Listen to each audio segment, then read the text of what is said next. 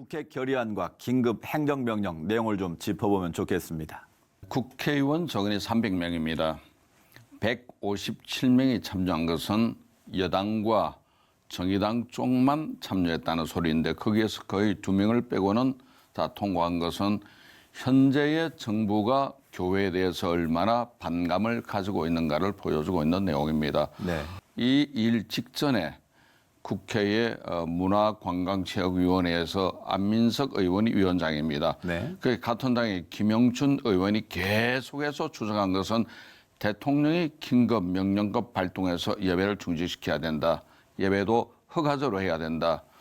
이거는 우리나라 헌법에 정면으로 배치되는 거죠. 네. 헌법 20조에 대한민국 종교의 자유가 있다는 것이 나오고 있고 37조 2항에 어떤 특별한 사유가 있을 때는 5개 집회를 금지할 수 있는 권한은 있기는 있습니다. 네. 이재명 지사가 긴급 명령이라는 용어를 썼거든요. 네. 사실 긴급 명령이라고 하는 것은 도지사가 할 수 있는 권한은 아닙니다. 네. 이건 유사시 대통령이 할 수 있는 권한인데 그런 용어를 썼다는 것 자체도 사실은 문제가 있다고 그렇게 생각을 합니다. 지금 같은 경우는 이제 도지사나 지방자치단체에서 월권 행사를 할까봐 헌재에서도 그것을 이미 발표하고 있는 내용 중에 하나이기 때문에 네. 실효성은 없습니다. 네, 그렇군요. 정치적인 입장일 뿐이죠. 초대형 교회 10,000명 이상 모이는 교회에서는 스스로 예배를 축소해서 온라인으로 드리고 있습니다. 그렇습니다. 작은 교회는 들어간다 할지라도 철저히 방역하고 체온 체크하고 신발까지 방역을 다 하고 있습니다. 네.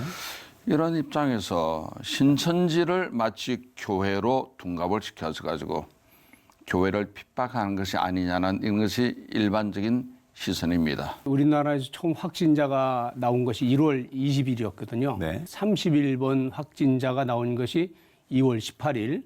그래서 그 사이에 정부나 여당 쪽에서는 안심해도 된다.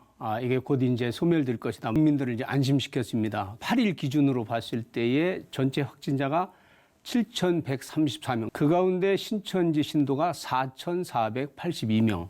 한 63%를 집단 발병자 5,567명 가운데 약 한 80% 정도가 신천지 신도들로 나타나게 된 거죠. 네.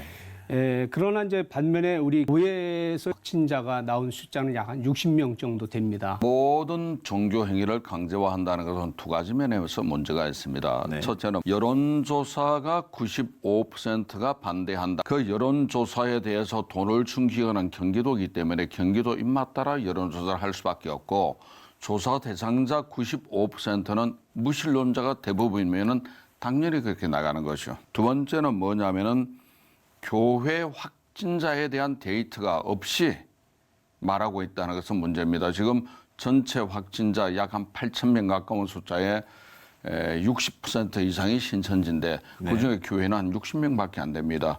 해당 교회는 기껏해야 3교회밖에 안 됩니다.